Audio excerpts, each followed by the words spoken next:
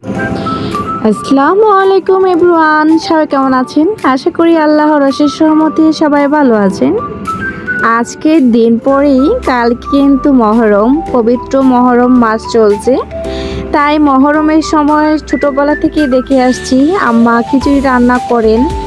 এখন আম্মা বলতেছে যে খিচুড়িটা রান্না করা এটা কোনো হাদিসে নাই, তারপরও এলাকাবাসী বা বাসায় আয়োজন করা হয় একটাই কারণ এলাকাতে মানে সবাই মিলে চাল উঠিয়ে রান্না করে, সবাই তো আর বাসায় দিয়ে যায় না, তো আমরা নাকি খেতে চাইতাম, এর জন্য আমাদের জন্য বাসায় আম্মা আয়োজন করতো।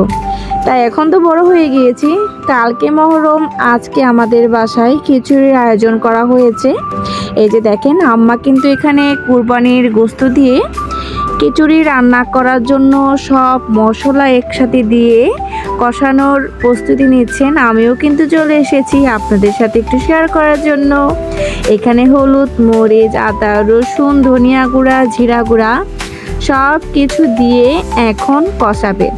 আর আম্মা যখন রান্না করে তখন মশলাটা কিন্তু অনেকটা সময় ধরে কষায়। আমিও একই কাজ করি, বাট আমার থেকে বেশি সময় নিয়ে আম্মা কাজটা করেন। আমার কাছে ভালোই লাগে, বাট ভিডিওগুলো মনে হয় যেন অনেক লং হয়ে যায়। এখানে ভিডিও করতে গিয়ে আমি কিন্তু অনেকটা সময় 3 থেকে 4 মিনিট অলরেডি স্কিপ করে দিয়েছি, কারণ এতটা সময় ধরে কষানোর ভিডিও যদি আপনাদের মাঝে দিয়ে দিই আপনারা কিন্তু বোরিং হয়ে যাবেন। এই যে আম্মা কিন্তু এখানে কষানোর জন্য জল দিয়ে দিয়েছে, এখন কষিয়ে নেবেন। এই যে দেখেন আমার কাছে তো এখনই খেতে ইচ্ছে করছে। এই মশলাটা কিন্তু একটু ভালোভাবে কষিয়ে মুড়ি দিয়ে মাখিয়ে খেতেও কিন্তু খুব দারুণ লাগে, তাই না? যদি কখনো মুড়ির মশলার ভিডিওর প্রয়োজন হয় বা আপনি দেখতে চান আমাকে অবশ্যই কমেন্ট বক্সে জানাবেন। এই যে দেখেন মশলা কিন্তু অলরেডি কষানো শুরু হয়ে গিয়েছে। এখানে কিন্তু একবার না 2বার কষানো হয়েছে, এটা কিন্তু 3য়বারের মতো। অনেকটাই কষানো হয়ে গিয়েছে, উপরে কিন্তু তেল বেশি উঠেছে। এখন এর মধ্যে আম্মা গরুর গোশত দেওয়ার প্রস্তুতি নিচ্ছেন, তার আগে একটু বিরিয়ানি মশলা দিয়ে দিচ্ছেন। এতে নাকি খিচুড়ির গ্রানটা খুবই সুন্দর আসে।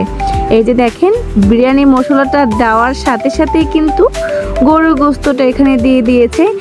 এখন মাংসটা দিয়ে আবার কষানো হবে, কষিয়ে তারপরে এর মধ্যে ঝোলের পানিটা একবারই দিয়ে দেবে, খিচুড়ির যে পরিমাণটা থাকবে সে পানিটা। এই যে দেখেন এখানে কিন্তু অনেকটা পরিমাণে মাংস দেওয়া আছে, আর অনেক বড় একটা হাঁড়িতে বসানো হয়েছে। যেহেতু আমাদের ফ্যামিলি মেম্বার অনেক বেশি, তাই আমাদের তো অনেক বেশি করে রান্না করতে হয়। আর এটা যেহেতু আমরা সবাই মিলে খাবো, বাসার লোক আছে, বড় বোন আছে, ভাই আছে, সবার বাচ্চা কাচ্চা আছে, সবাই মিলে খাবো, তাই একটা ছোট্ট আয়োজন করা হয়েছে।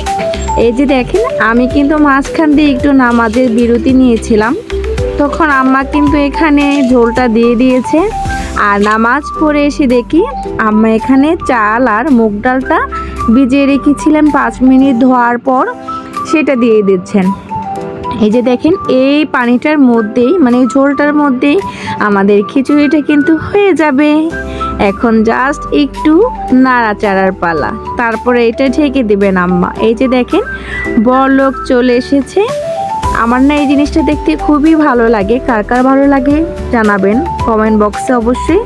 আর এই যে দেখেন গরুর গোশতটা কিন্তু সিদ্ধ হয়ে গিয়েছে, আর আমার কাছে তো এত সুন্দর একটা অ্যারোমা আসছিল যা বলার মতো না।